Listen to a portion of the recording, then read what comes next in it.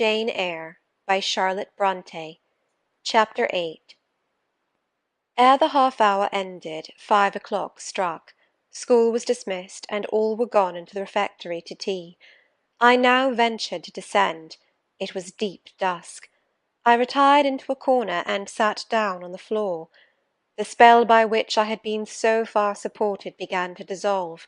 Reaction took place, and soon so overwhelming was the grief that seized me, I sank prostrate with my face to the ground. Now I wept. Helen Burns was not here. Nothing sustained me. Left to myself, I abandoned myself, and my tears watered the boards. I had meant to be so good, and to do so much at Lowood, to make so many friends, to earn respect and win affection. Already I had made visible progress. That very morning I had reached the head of my class. Miss Miller had praised me warmly. Miss Temple had smiled approbation. She had promised to teach me drawing, and to let me learn French, if I continued to make similar improvement 2 months longer. And then I was well received by my fellow pupils, treated as an equal by those of my own age, and not molested by any. Now, here I lay again, crushed and trodden on, and could I ever rise more?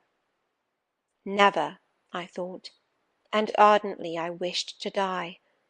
While sobbing out this wish in broken accents, some one approached. I started up. Again Helen Burns was near me. The fading fires just showed her coming up the long vacant room. She brought my coffee and bread. "Come, eat something," she said. But I put both away from me, feeling as if a drop or a crumb would have choked me in my present condition. Helen regarded me, probably with surprise. I could not now abate my agitation, though I tried hard. I continued to weep aloud. She sat down on the ground near me, embraced her knees with her arms, and rested her head upon them. In that attitude she remained silent as an Indian. I was the first who spoke. "Helen, why do you stay with a girl whom everybody believes to be a liar?" "Everybody, Jane? Why, there are only 80 people who have heard you called so, and the world contains hundreds of millions." "But what have I to do with millions? The 80 I know despise me." "Jane, you are mistaken. Probably not one in the school either despises or dislikes you. Many, I am sure, pity you much." "How can they pity me after what Mr. Brocklehurst has said?" "Mr. Brocklehurst is not a god, nor is he even a great and admired man. He is little liked here. He never took steps to make himself liked. Had he treated you as an especial favourite, you would have found enemies, declared or covert, all round you. As it is, the greater number would offer you sympathy if they dared. Teachers and pupils may look coldly on you for a day or two, but friendly feelings are concealed in their hearts, and if you persevere in doing well, these feelings will ere long appear so much the more evidently for their temporary suppression. Besides, Jane—" She paused. "Well, Helen?" said I, putting my hand into hers. She chafed my fingers gently to warm them, and went on. "If all the world hated you and believed you wicked, while your own conscience approved you and absolved you from guilt, you would not be without friends." "No, I know I should think well of myself, but that is not enough. If others don't love me, I would rather die than live. I cannot bear to be solitary and hated, Helen. Look here, to gain some real affection from you, or Miss Temple, or any other whom I truly love, I would willingly submit to have the bone of my arm broken, or to let a bull toss me, or to stand behind a kicking horse, and let it dash its hoof at my chest. Hush, Jane! You think too much of the love of human beings. You are too impulsive, too vehement. The sovereign hand that created your frame and put life into it has provided you with other resources than your feeble self, or than creatures feeble as you. Besides this earth, and besides the race of men, there is an invisible world and a kingdom of spirits. That world is round us, for it is everywhere, and those spirits watch us, for they are commissioned to guard us. And if we were dying in pain and shame, if scorn smote us on all sides, and hatred crushed us, angels see our tortures, recognise our innocence, if innocent we be, as I know you are of this charge, which Mr. Brocklehurst has weakly and pompously repeated at second hand from Mrs. Reed, for I read a sincere nature in your ardent eyes and on your clear front. And God waits only the separation of spirit from flesh to crown us with a full reward. Why then should we ever sink overwhelmed with distress, when life is so soon over, and death is so certain an entrance to happiness, to glory? I was silent. Helen had calmed me, but in the tranquillity she imparted there was an alloy of inexpressible sadness. I felt the impression of woe as she spoke, but I could not tell whence it came, and when, having done speaking, she breathed a little fast and coughed a short cough, I momentarily forgot my own sorrows to yield to a vague concern for her. Resting my head on Helen's shoulder, I put my arms round her waist. She drew me to her, and we reposed in silence. We had not sat long thus when another person came in. Some heavy clouds, swept from the sky by a rising wind, had left the moon bare, and her light, streaming in through a window near, shone full both on us and on the approaching figure, which we at once recognised as Miss Temple. "I came on purpose to find you, Jane Eyre," said she. "I want you in my room, and as Helen Burns is with you, she may come too." We went, following the superintendent's guidance. We had to thread some intricate passages, and mount a staircase before we reached her apartment. It contained a good fire, and looked cheerful. Miss Temple told Helen Burns to be seated in a low arm-chair on one side of the hearth, and herself taking another, she called me to her side. "Is it all over?" she asked, looking down at my face. "Have you cried your grief away?" "I'm afraid I never shall do that." "Why?" "Because I have been wrongly accused, and you, mum, and everybody else, will now think me wicked." "We shall think you what you prove yourself to be, my child. Continue to act as a good girl, and you will satisfy us." "Shall I, Miss Temple?" "You will," said she, passing her arm round me. "And now tell me, who is the lady whom Mr. Brocklehurst called your benefactress?" "Mrs. Reed, my uncle's wife. My uncle is dead, and he left me to her care." "Did she not then adopt you of her own accord?" "No, mum. She was sorry to have to do it, but my uncle, as I have often heard the servants say, got her to promise before he died that she would always keep me."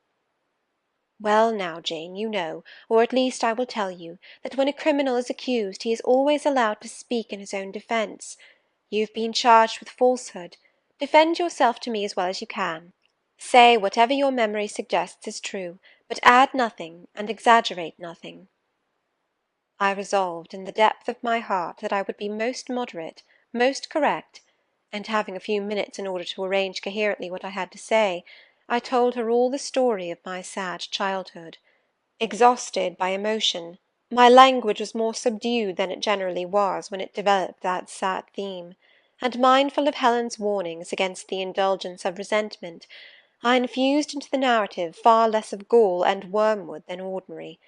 Thus restrained and simplified, it sounded more credible. I felt as I went on that Miss Temple fully believed me. In the course of the tale I had mentioned Mr. Lloyd as having come to see me after the fit. I never forgot the, to me, frightful episode of the Red Room, in detailing which my excitement was sure in some degree to break bounds, for nothing could soften in my reflection the spasm of agony which clutched my heart when Mrs. Reed spurned my wild supplication for pardon, and locked me a second time in the dark and haunted chamber. I had finished. Miss Temple regarded me a few minutes in silence. She then said, "I know something of Mr. Lloyd. I shall write to him. If his reply agrees with your statement, you shall be publicly cleared from every imputation. To me, Jane, you are clear now." She kissed me, and still keeping me at her side, where I was well contented to stand, for I derived a child's pleasure from the contemplation of her face, her dress, her one or two ornaments, her white forehead, her clustered and shining curls, and beaming dark eyes, she proceeded to address Helen Burns.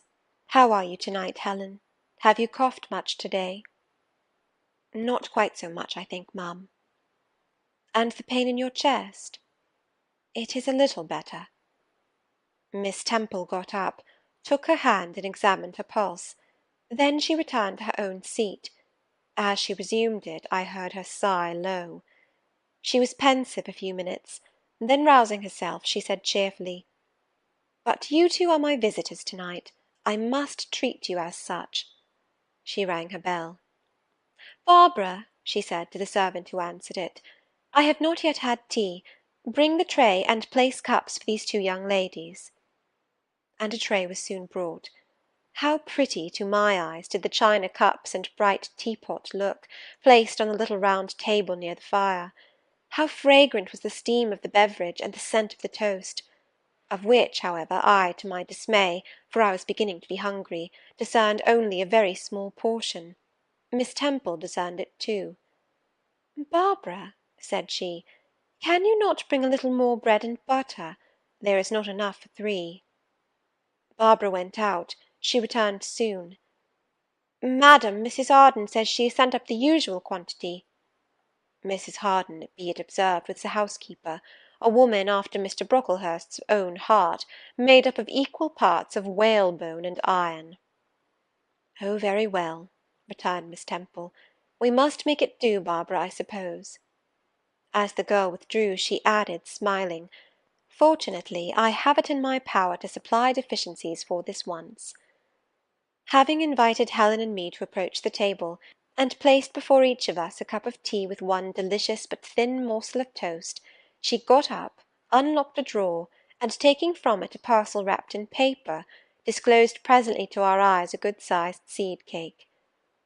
"I meant to give each of you some of this to take with you," said she, "but as there is so little toast, you must have it now." And she proceeded to cut slices with a generous hand. We feasted that evening as on nectar and ambrosia, and not the least delight of the entertainment was the smile of gratification with which our hostess regarded us, as we satisfied our famished appetites on the delicate fare she liberally supplied. Tea over, and the tray removed, she again summoned us to the fire. We sat one on each side of her, and now a conversation followed between her and Helen, which it was indeed a privilege to be admitted to hear. Miss Temple had always something of serenity in her air, of state in her mien, of refined propriety in her language, which precluded deviation into the ardent, the excited, the eager, something which chastened the pleasure of those who looked on her and listened to her, by a controlling sense of awe, and such was my feeling now.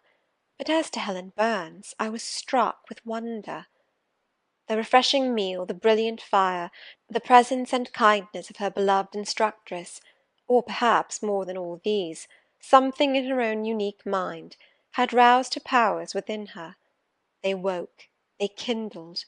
First they glowed in the bright tint of her cheek, which till this hour I had never seen but pale and bloodless. Then they shone in the liquid lustre of her eyes, which had suddenly acquired a beauty more singular than that of Miss Temple's, a beauty neither of fine colour, nor long eyelash, nor pencilled brow, but of meaning, of movement, of radiance. Then her soul sat on her lips, and language flowed, from what source I cannot tell. Has a girl of 14 a heart large enough, vigorous enough, to hold this swelling spring of pure, full, fervid eloquence? Such was the characteristic of Helen's discourse on that, to me, memorable evening. Her spirit seemed hastening to live within a very brief span as much as many live during a protracted existence. They conversed of things I had never heard of nations and times past, of countries far away, of secrets of nature discovered or guessed at. They spoke of books, how many they had read, what stores of knowledge they possessed. Then they seemed so familiar with French names and French authors, but my amazement reached its climax when Miss Temple asked Helen if she sometimes snatched a moment to recall the Latin her father had taught her, and taking a book from a shelf, bade her read and construe a page of Virgil, and Helen obeyed, my organ of veneration expanding at every sounding line. She had scarcely finished ere the bell announced bedtime. No delay could be admitted. Miss Temple embraced us both, saying as she drew us to her heart, "God bless you, my children." Helen she held a little longer than me. She let her go more reluctantly. It was Helen her eye followed to the door. It was for her she a second time breathed a sad sigh. For her she wiped a tear from her cheek. On reaching the bedroom, we heard the voice of Miss Scatcherd. She was examining drawers.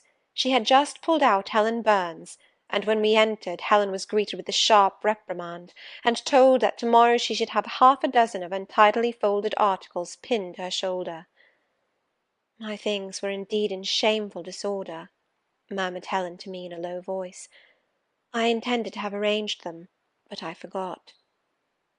Next morning Miss Scatcherd wrote in conspicuous characters on a piece of pasteboard the word "Slattern," and bound it like a phylactery around Helen's large, mild, intelligent, and benign-looking forehead. She wore it till evening, patient, unresentful, regarding it as deserved punishment. The moment Miss Scatcherd withdrew after afternoon school, I ran to Helen, tore it off, and thrust it into the fire. The fury of which she was incapable had been burning in my soul all day, and tears, hot and large, had continually been scalding my cheek, for the spectacle of her sad resignation gave me an intolerable pain at the heart.